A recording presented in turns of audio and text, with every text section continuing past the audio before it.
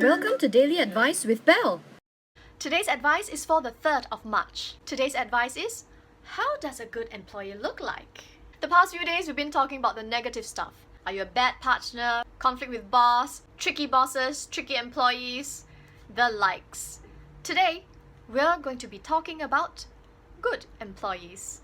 You know how some people just seem to live the charmed life? They're charismatic, competent, often well-to-do. They know just the thing to say, how to react to people, and etc. These are the same people who get promoted so quickly. How do they do it? Fine points of politics aside, what is a good employee? Do good employees get promoted quickly? How? Belle found out through her numerous connections and time in the workplace that a good employee, unless they're already related by blood, is often able to get along with the entire team. Which means if you're too individualistic or different, you're less likely to be suitable. Unless it's a team of cats, then that could be different. Or unless you're hired for your individuality and your creativity, then that's also different. A good employee is often also on good terms with other departments and their boss or bosses.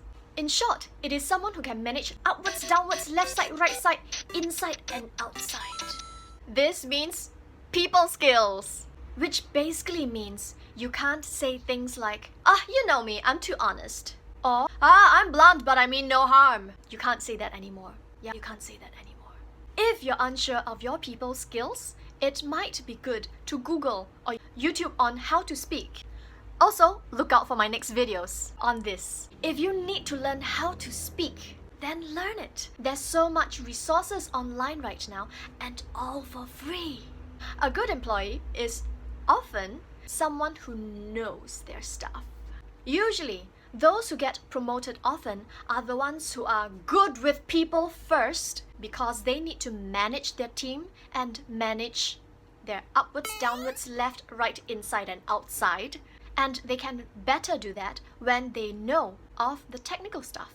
A general rule of thumb is this: knowledge often comes with the time spent in the industry, but people management skills doesn't.